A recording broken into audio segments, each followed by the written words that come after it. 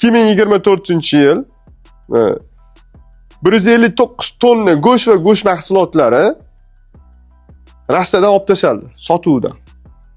Nimaga olib tashlandi? Achigan go'shtmi? Achigan go'shtni odamlar biladi, olmaydi.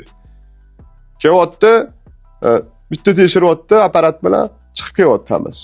O'sha go'shtlar nima go'sht? Meni gapimning haqida shu. Garmanalning go'shti shu, garmon yegan molli go'shtlar. Buni men emas, televideniyadan ochiq eshikdami nima, shu ko'rsatuvda mas'ul shaxslarning o'zi gapiryapti. 159 tonna go'sht, bu hazilakam narsa emas-da. O'zi ham aytadi, u kichkina ko'rsatkich emas deyapti. Men tadbirkorlarning tarafidaman. Tadbirkorlar arzon go'sht olib kelsa, yaxshi ko'p kelsa, xalqqa foydasi tegsa men xursandman. Endi bu qo'shtinnoq tadbirkorlar bor-da. Bu prosta zakazga bo'lgan narsa. O'zi bu bilan meni ishim yo'q, men bilan uni ishi yo'q. Prosta kimgadir tep qo'ydim. Shu gapim tep qo'ydi. Shunga bu masha orqali alamini olyapti. Promoy chiq, keyin Hasan nima deyapsan?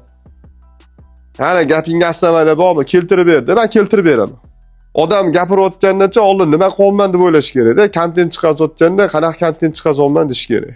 Bitta odammi, mingta odammi? Biz xalqni, yurtni o'ylab gapiryapmiz.